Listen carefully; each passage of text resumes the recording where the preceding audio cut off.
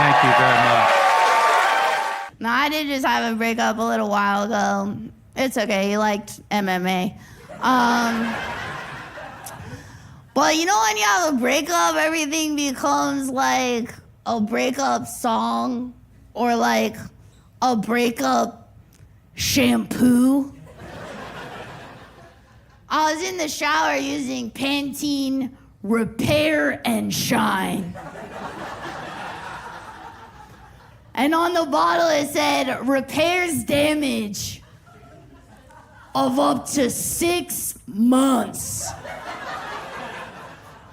in one use. And I was like, yeah, right, Pantene. The only thing that can repair the damage of the last 6 months in one use is a coat hanger and a Kesha album.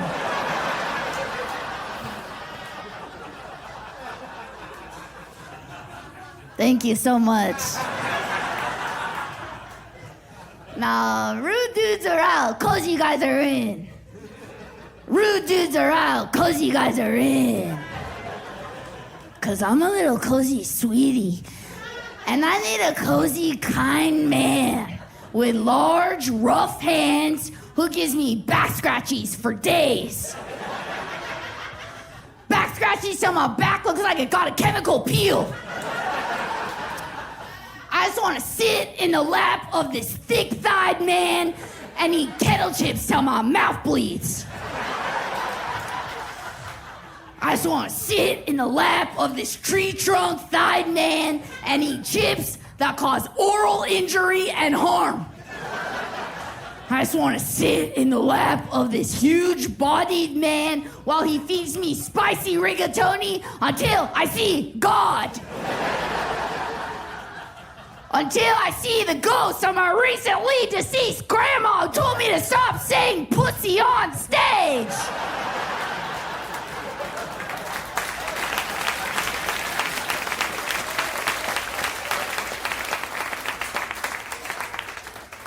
No, I'm ready for my soulmate. I'm tired of running. I want to get old. I want to do old people shit. I'm tired. I'm ready for my soulmate. I love old people shit. I love a bench. I love to sit down. I want to do old people things like sit and eat sausages and yogurt. I hate loud music. I love radicchio. Let's die together, bitch. No, I need a kind man. I need a man so kind he makes Mr. Rogers look like the fucking Unabomber.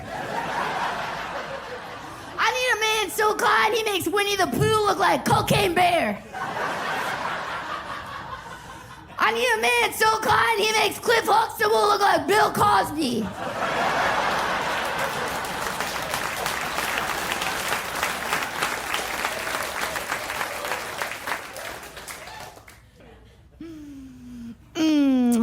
No, I trained my ex-boyfriend to tell me I'm skinny. I used a gun. It was so easy to get a gun. No, I can never be stick thin because I'm a little hungry boy. I'm a little hungry boy. I want to eat like an underweight high school football player. I want to eat like the Lost Boys in Hook when Pan comes back. I hate when people say, eat to live, don't live to eat. It's like, shut up, bitch.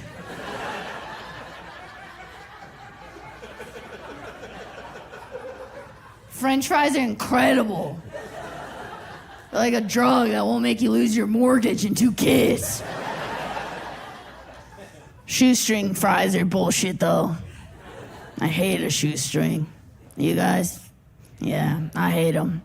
Oh, you want to demean me? You want to degrade me? You want to humiliate me into putting a whole handful of fries into my mouth just to get the equivalent of 1 regular fry? Please. I just don't think I can relate to you unless you like to unwind by blasting a rotisserie chicken over a trash can. That's sort of how I like to take a load off. I like to hunch over in private and do my little chicken shoveling raccoon private soothing in private. But I sort of just live in fear of somebody rolling up on me while I'm doing my private soothing. Because I could just do something drastic that I can't take back. I would rather a man look directly into my butthole than catch me eating a rotisserie chicken in private. I would rather piss my gray sweatpants in front of my entire high school again.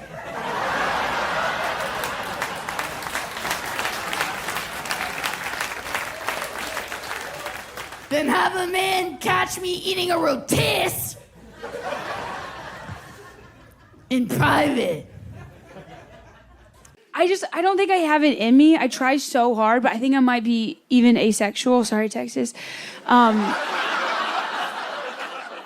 Asexual. That's where a woman dates a man. And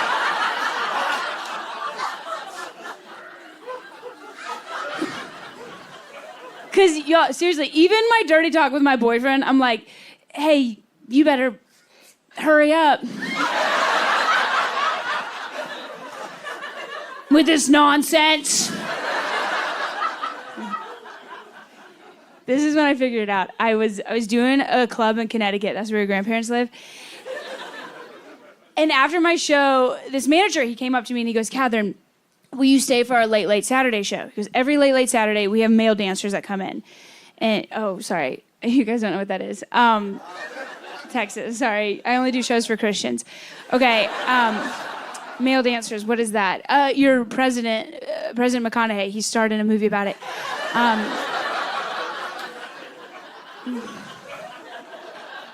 Male dancers, it's like the Wiggles, but for your mom. And it's very interactive. Okay, so I was like, no, I'm tired. And the manager was like, please, Catherine, stay. So I sat in the back of the room. I had my Cobb salad light ranch. And this male dancer, he came up to me and he asked me if I wanted to dance. And I was like, no, thank you. I'm not a good dancer. And he was like, that doesn't matter. And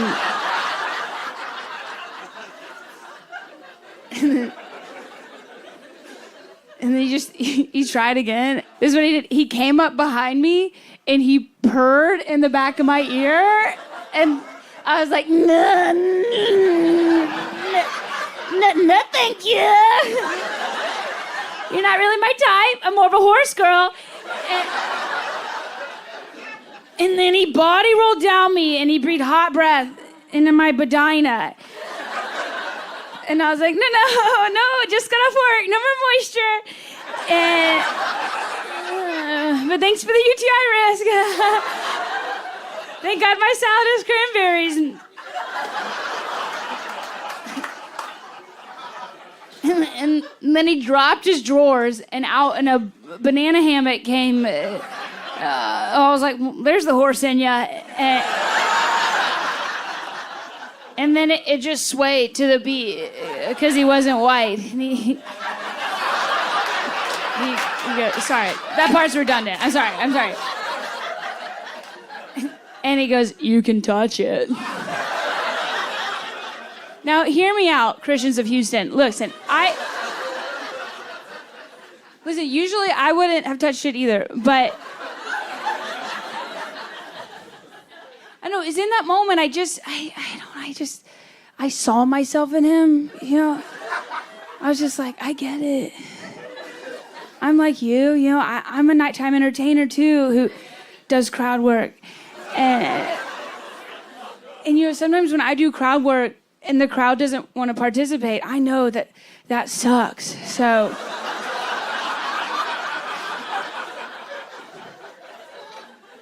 So out of respect for my fellow artists,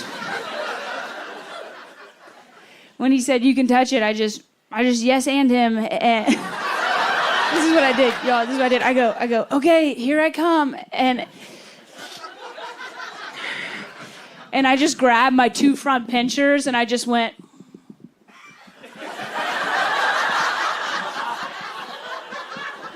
And I just itsy bitsy spidered his water spout. But I never even looked at it. I looked him in the eyes the whole time. Like I was trying to guess a mystery item. What is it, a flute? Well, now it's a kazoo. Me and the ex, we were fucking serious, man. We were talking about whether or not we wanted to get married. Clearly not.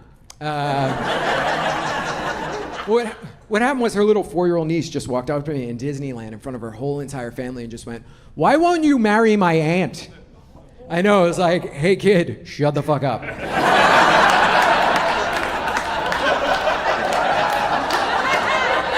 I didn't actually say that. I love her. She's the greatest.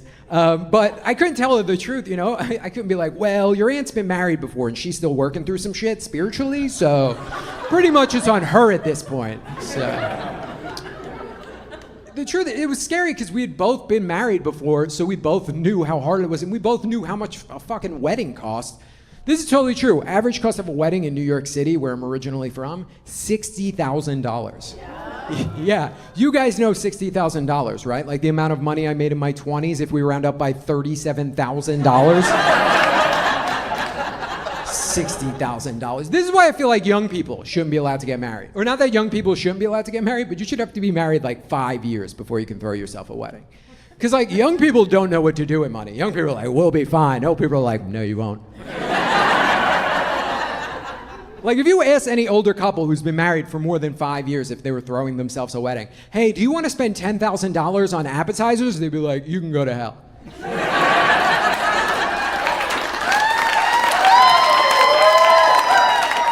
Because older couples know nobody gives a shit about the appetizers at your wedding. Like people only care about one thing at a wedding, and it's not your love, it's the open bar.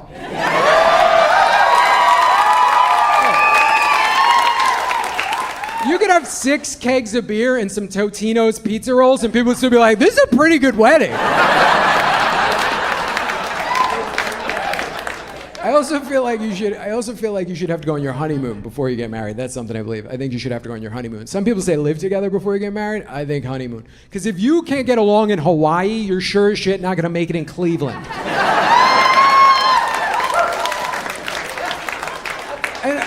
And also, by the way, no more destination weddings. I'm out, I'm done. I'm not renewing my passport to watch you make a mistake. And also, by the way, if you do have a destination wedding and you get divorced in the first 5 years, we're all getting refunds now.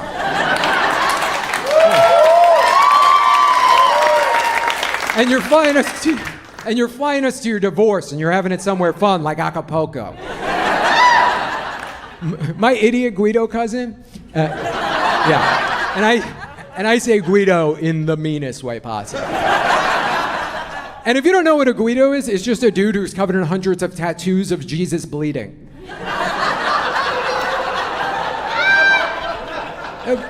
He'd be like, hey Sal, what's the last religious thing you did? And he'll be like, what are you talking about? I just gave up fingering for Lent. All right, peace be with you, buddy. Patron saint of meatballs, that guy.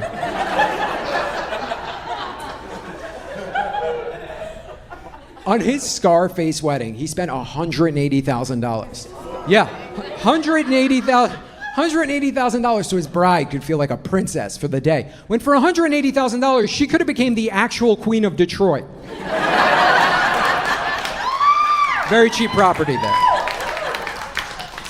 $180,000, and I don't even remember that much about that wedding. Isn't that crazy? Or I remember 2 things. There were giant marble staircases she had to walk down before we could eat, and there were piles of cheese stacked up like blow.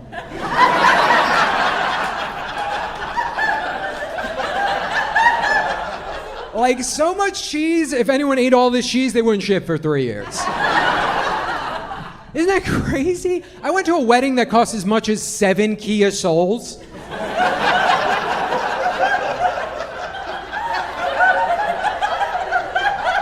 All I remember, stairs, cheese. That's it. That's fucked up.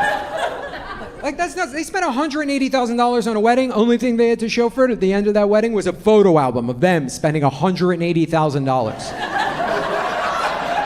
Once again, this is why I feel like young people shouldn't be allowed to get married. Because if that was any older couple, if you gave any older couple the option between you could have a photo album to remember this day for the rest of your life, or you could afford a stackable washer and dryer.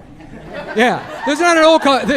There's not an old couple who isn't like, give me the fucking Whirlpool, baby.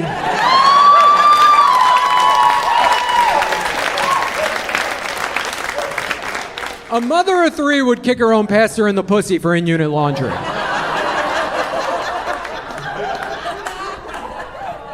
But young people are like, no, we need that photo album. We need to remember this day for the rest of our lives. Bullshit. I've been married.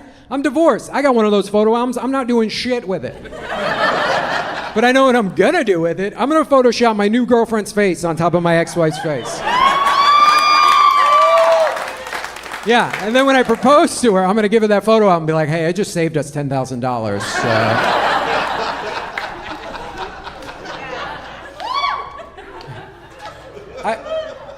I got divorced. I got divorced for the main reason most people get divorced. I picked wrong. Yeah. I went with opposites attract. Yeah. Opposites also fuck a bartender named Craig. So. Oh, do you guys think I fucked Craig? I didn't fuck Craig. I could have though. Don't get weird about it. I like to think of Craig's dick as like the iceberg on the Titanic. It got me off the ship.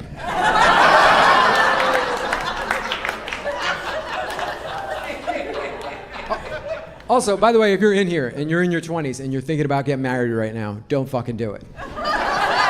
Statistically, people get married in their 20s versus people who wait till their 30s don't make it. Like, let's put it this way. If you bought an unframed poster in the past decade, you're not ready to be married.